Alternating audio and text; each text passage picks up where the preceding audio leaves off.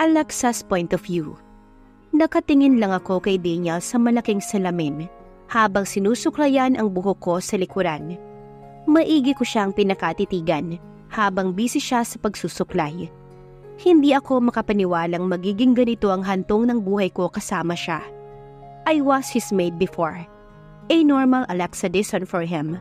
But now, I wasn't. Nagbago ang lahat nang malaman namin na magkababata pala kaming dalawa. We are both finding each other for years. Bumalik lahat ng alaala ko sa kanya nung una kong pasok dito. Isa siya sa playboy at arugante.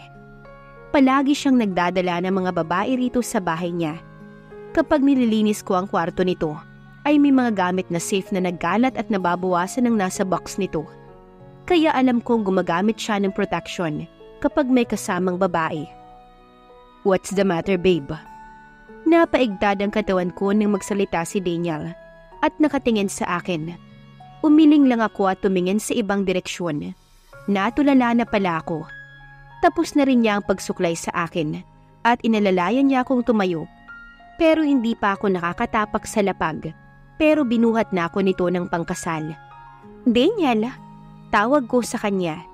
Maingat niya akong ibinaba sa kama. Tumabi siya sa akin at kinumutan ako. Nagtataka ako sa ginawa nito, pero iniangat niya lang ang ulo ko at pinaunan sa braso niya. Bago ako hinapalapit sa katawan niya. Sleep tight, Alexa. Matutulog? Hindi pa ako inaantok. Ayoko pang matulog. Pinisil ko ang pisngi nito na kinamulat ng mata niya. What's wrong? May masakit ba sa'yo? May gusto ka bang kainin? Umiling ako. Ano? Mas lalo pa akong lumapit sa kanya at hinalikan ang pisngi niya. Wala, gusto lang kitang tignan buong gabi. Ang gwapo mo kasi. Sambit ko at hinalikan ang baba niya. Narinig ko ang pagbungisgis niya. Matagal ko nang alam na gwapo ko. Kinurot ko ang pisngi nito dahil nanggigil ako. Ang hangin eh. Sinabihan lang ng gwapo ay lumaki na ang ulo. Umupo ako sa kama at sinandalang likuran ko sa headboard. Habang ang kamay ni Daniel ay nasa tiyan ko at hinahaplos ito. Daniel? Yes. Tiningnan niya ako, mata sa mata. Ito na ba ang tamang panahon para tanungin ko kung naaalala niya pa na siya ang kumuha ng iniingatan ko? Bahala na. Matagal ko na rin itong gustong sabihin sa kanya para masagot na ang katanungan sa isipan ko. Alam ko na siya ang nakakuha ng iniingatan ko. Naaalala ko na ang lahat-lahat, kaya marapat ko siyang tanungin tungkol sa nangyari. May gusto lang sana akong tanungin sa'yo. Ipinikit ko ang mga mata ko nang hindi ito sumagot. Naaalala mo pa ba yung mga nakasama mo na babae? Like their faces or names? Iminulat ko ang mga mata ko nang huminga ito ng malalim at mahigpit na hinawakan ang kamay ko. Yeah, some of them. But I can't forget this one special woman. Lumaki ang mga mata ko at mabilis na tumibok ang puso ko dahil sa sinabi nito. It happens 2 years ago. Hindi siya mawala sa isipan ko. Natatandaan mo pa ba ang mukha niya? O di kaya ang pangalan niya? Oo naman. I fully remember her beautiful face and her name too. Nakagat ko ang labi ko at naipikit ang mga mata ko para pilitin na pakalmahin ang puso ko. Her name is Alexa. Alexa Dizon. He remembered. Naaalala niya ako.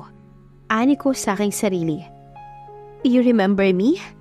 Takang tanong ko rito. Tumaas ang palad nito at hinawakan ang pisngi ko habang malalim itong nakatingin sa akin. Papaano ko makakalimutan ng babaeng nagpagulo ng puso ko noon pa?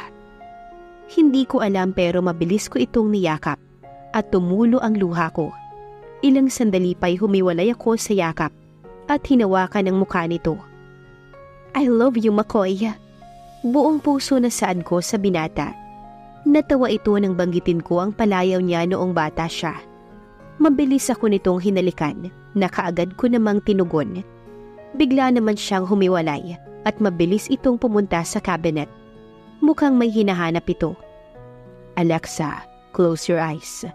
Sambit ni Daniel. Kahit na nagtataka ko, sinunod ko ang utos niya. Ipinikit ko ang mga mata ko at pinakiramdaman ang galaw niya. Come closer to the edge of the bed. Still, close your eyes.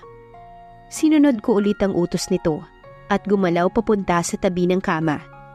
Now, open your eyes for me, babe. Dahan-dahan kong iminulat ang mga mata ko at nakita kong nakaluhod sa harapan ko si Daniel habang may hawak-hawak itong diamanteng singsing. Natakpan ko ang bibig ko dahil sa nakikita ko. Tumikhim muna si Daniel bago ito malalim na tumingin sa akin. Miss Alexa Dizon, I'm happy to live a life with you. May nararamdaman ako sa'yo, bata pa lamang tayo. You attract me, Alexa. You're an amazing woman. That's why I fell in love madly with you. Nung una kang pumasok sa mamamahay ko, nararamdaman kong hindi ka lang isang katulong para sa akin. Kahit na sobrang masama ang ugali ko sa'yo, hindi ka pa rin umalis sa pagiging katulong. Bumuga ito ng malalim na hininga. Nang malaman kong ikaw ang kababata ko, hindi mo lang alam na sobrang saya ko dahil nahanap ulit kita. Matagal na kitang hinahanap, Alexa. Kahit nasa ibang bansa na ako, hindi ako tumigil sa paghahanap sa'yo. Nang dahil doon, naging babaero ko. Pero nang may nangyari sa atin ang gabing yon, hindi na ako masyadong sumasama pa sa mga babae. Dahil ikaw lang ang gusto kong makapiling. At sa matagal nating pagsasama, mas lalo pang lumalim ang pagtingin ko sa'yo. Mahal na mahal kita, Alexa. And I'm kneeling in front of you. Will you marry me, Alexa? Tumulo ang luha ko at tumango ng paulit-ulit. Yes, of course. I will marry you, Daniel. Masaya itong lumapit sa akin at hinawakan ng kamay ko habang dahan-dahang isinusuot ang singsing sa ika-4 na daliri ko. Nang maisuot niya ito, ay mabilis ako nitong hinalikan, kaya napahiga ako sa kama habang tumatawa. Daniel broke the kiss. He smirked. You will be my Mrs. Marcos next week. Nanlaki naman ang mata ni Alexa. Next week na ang kasal natin? Pero... Wala nang pero-pero. I can't wait to marry you, Alexa. I want to be your Mr. Marcos and be my Mrs. Marcos. Pagkatapos ay buong puso nitong hinalikan muli ang labi ng dalaga. Tiningnan kong mabuti ang sarili ko. A wedding gown. Ngayon na ang kasal namin ni Daniel. Hindi na siya makapaghintay na maging asawa ko. At maging ako. Hindi na rin ako makapaghintay na maging asawa ang isang Daniel Marcos. Iha. Nabaling ang atensyon ko sa pintuan at nakita ko si Tito Migs. Pasok ho kayo. Lumapit ako rito at tinulungan siya sa pagpasok. May tungkod naman siyang dala bilang suporta sa paglalakad niya. Nakalabas na sa ospital si Tito nung nakaraang araw lang. Sinabi niya sa amin na lahat raw ay naririnig niya. Kahit hindi siya gumagalaw at nakamulat ng mata, ay lumaban siya para sa magiging apo niya. Ingat po. Dahan-dahan ko siyang pinaupo sa sofa at tumeberito. You're so beautiful, Iha. Sambit ni Tito at marahan na hinaplos ang buhok ko. Hindi ko rin masisisi si Daniel kung bakit in love sa'yo ang batang yun. Ngumiti lamang ako pero bigla itong tumawa. May ikukwento ko sa'yo, Iha. Ano po yun? Noong mga bata pa kayo, may pagtingin na talaga sa'yo si Daniel. Hindi siya lalabas ng hindi nagpapapogi sa salamin. Nagpupulbos pa yan at nagpapabango para raw ma-inlove ka sa kanya. Seriously po? Ginagawa ni Daniel ang lahat ng yun? Hindi ko alam pero natawa ako habang ini-imagine ang sinabi ni Tito. Bago siya matulog, tinitignan niya muna ang larawan mo na naka-frame pa at itatabi niya ito sa pagtulog. Nag-init ang pisngi ko dahil naiisip ko ang sinasabi ni Tito Mig sa akin. Kaya nga sobrang saya ko na ikaw ang magiging asawa at magiging ina ng mga apo ko. Hinawakan nito ang kamay ko at hinaplos ang palad ko. Alagaan mong mabuti ang anak ko, Iha. Ikaw ang nagsisilbing buhay niya. Sobra ang pasasalamat ko na ikaw ang naging babaeng pinili niyang mahalin. Kinagat ko ang ibabang labi ko dahil tumulo ang luha ko. Opo, Tito. Iingatan ko po ang anak niyo. Pasasayahin ko siya katulad ng ginagawa niya sa akin. Magiging mabuti po akong asawa sa kanya at ina para sa magiging anak namin. Niyakap ko si Tito Migs. Miss Alexa. Humiwalay ako sa pagkakayakap at tumingin sa pintuan. Isa sa mga nag-o-organize ng wedding namin ni Daniel. Kailangan niyo na pong pumunta sa simbahan. Nagsisimula na po. Tumango lamang ako at sinarado na ang pintuan. Mauna na po ako. Ngumiti lang ako kay Tito Migs at inalalayan siyang tumayo. Hinatid ko siya sa may pintuan at sakto namang naroon ang private maid nito. Siguraduhin mong darating ka sa kasal ha? Iiyak si Daniel, sige ka. Biro niyang sabi. Tumango lamang ako at nagpaalam na sa kanya. Pumasok na ako sa loob at muling tinitigan ang sarili ko sa salamin. This is it, Alexa. Ikakasal ka na. Ikakasal ka na sa lalaking pinakamamahal mo sa buong buhay mo. Ngumiti ako at huminga ng malalim bago ako lumabas ng kwarto. Naroon na rin ang driver sa wedding car, kaya kaagad akong sumakay. The bride is here! The bride is here! Ayan ang narinig ko nang nasa tapat na kami ng simbahan. Maraming tao ang nasa labas. Ang iba'y may daladalang kamera. Huminga muna ako ng malalim at lumabas ng kotse. Natakpan ko kaagad ang mga mata ko. Nang sunod-sunod na flash ng kamera ang nakita ko. Yumuko na lamang ako at nagsimula ng maglakad. All settled na ma'am. Ikaw na lang hinihintay. Congratulations po. Sabi sa akin ng isang organizer at inayos ang mahaba kong gown. Ngumiti ako rito at nagpasalamat. Nakita ko rin si Papa na naglalakad at nagbaw pa ito na kinatawa ko. Papa! Ang maganda kong prinsesa, ikakasal na. Sambit niya, pero niyakap ko na lamang siya at hanilika ng pisngi nito. Anak, ngayong magkakapamilya ka na, tandaan mong narito kami ng nanay mo para tulungan ka sa mga problema mo. Alam kong magiging mabuti kang asawa at ina sa pamilya mo. Tumulo ang luha ko at humiwalay sa pagkakayakap kay Papa. Papa, kahit na magkakaroon ako ng sariling pamilya, hindi ko kayo makakalimutan ni Mama. Mahal na mahal ko po kayo. Saad ko.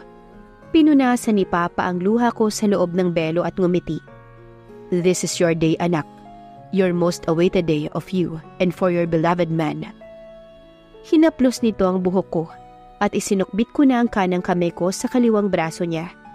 Hinawakan ko na ang bulaklak at hinanda na ang sarili ko. Hindi naman nagtagal ay dahan-dahan nang bumukas ang pintuan ng simbahan at sobrang kaba ang naramdaman ko nang makita ko na maraming tao sa loob at nakatingin sa gawi ko na may ngiti sa mga mukha. Nagsimula na akong maglakad. Tiningnan ko ang lalaking nasa gilid ng altar na nakatingin din sa akin. He looks so perfect in that black suit and new haircut. He looks amazing. Sa paglalakad ko, doon nag-replay lahat-lahat ng pagsasama namin ni Daniel.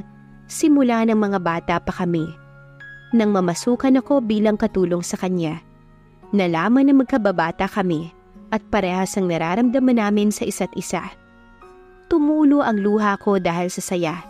Hindi ko inaakala na siya at siya pa rin talaga ang makakatuluyan ko. At ngayon, mapapangasawa ko na. Mapagbiro talaga ang tadhana. Nakita ko ang mga kaibigan ko na nag-iiyakan habang nagyayakapan. Bumaling na ulit ang tingin ko sa harapan at malapit na kaming dumating sa altar. Nagkatinginan kami ni Daniel at nagulat ako nang nakita kong umiiyak ito. Kaagad naman niyang pinunasan at ngumiti sa akin. Napagtanto ko na nasa harapan na pala kami ng altar. Ingatan mo ang anak ko, iho, kundi malalagot ka talaga sa akin. Nakangiti na saad ni Papa. Yes, Dad. I'll take care of your daughter. Doon na ibinigay ni Papa ang kamay ko kay Daniel. Sobrang lamig ng kamay niya. Kinakabahan siguro siya. You look perfect, babe. Tumingin ako sa kanya at ngumiti. Inalalayan niya akong umakyat sa altar at tumingin sa pari. Ngayon, ating makikita ang pinakamahalagang araw nina Alexa Dizon at Daniel Marcos. Mahaba ang naging seremonya ng kasal hanggang sa nagtanong na ang pari sa aming dalawa. Daniel, do you take Alexa as your lovely wife, in health and in sickness, for richer and poorer and cherish her? Love her, until your last breath. Tumingin ako sa gawin ni Daniel at ngumiti ito sa akin. I do, Father. Daniel answered. Alexa, do you take Daniel as your man and husband, in health and in sickness, for richer and poorer? Love him until your last breath.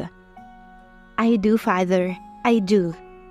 I now pronounce you husband and wife. You may now kiss the bride. Pagkasabi ng pari ay kaagad na pinaharap ako ni Daniel sa kanya. At nang itaas nito ang bedo ko, ay nakangiti itong nakatingin sa akin. Bago buong pusong hinalikan ako sa labi, nakaagad ko namang tinugon. Narinig ko ang hiyawan at palakpakan ng lahat. Pero ang atensyon ko ay ang matamis na halik na galing sa asawa ko na si Daniel. I'm now officially Mrs. Alexa Marcos.